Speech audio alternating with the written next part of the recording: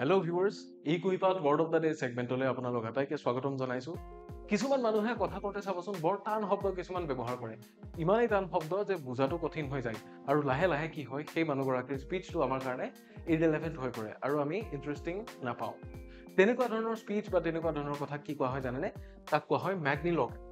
ঠিক আছে, আজি আমাৰ ছেগমেণ্টৰ ৱৰ্ডটো হৈছে ম্যাগনিলকে, য'ত প্ৰিফিক্স আছে ম্যাগনি। ম্যাগনি মানে হৈছে গ্ৰেট আৰু ম্যাগনিলকে আপোনালোকে আৰু শব্দ পাইছে যেনে ম্যাগনিফিচেন্ট।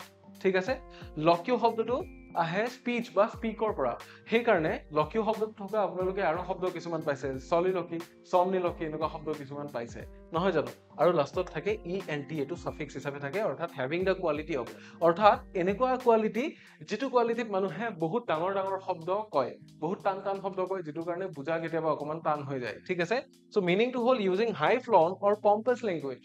এনেকুৱা এটা হাই ফ্লন লেংগুৱেজ যিটো সহজতে হয়তো বুজিও নাপায়, খুব টান শব্দ ব্যৱহাৰ হয়। ইয়াক লৈ যদি আমি বাক্য ৰচনা কৰোঁ তেতিয়াহ'লে বাক্যটো এনেকুৱা ধৰণৰ হ'ব পাৰে, the পলিটিচিয়ানছ ম্যাগনিলকেন speech impressed no one. পলিটিচিয়ানজনৰ খুব শব্দগধুৰ ভাষণটোৱে কাকো ইমপ্ৰেছ কৰিব নোৱাৰিলে, অৰ্থাৎ ইমানেই টান আছিল শব্দবোৰ যে কোনেও বুজি নাপালে। আই হোপ আজিৰ শব্দটো আপোনালোকে ভাল পালে, আৰু লগতে ইয়াৰ যদি এণ্টনিম বা চিনোনিম কিবা আপোনালোকে জানে তেতিয়াহ'লে আমাক কমেণ্ট ছেকশ্যনত জনাব, আৰু ৱৰ্ড অফ দ্য ডে ছেগমেণ্টৰ আৰু ভিডিঅ'জৰ কাৰণে আমাৰ চেনেলটো ছাবস্ক্ৰাইব কৰিবলৈ নাপাহৰিব।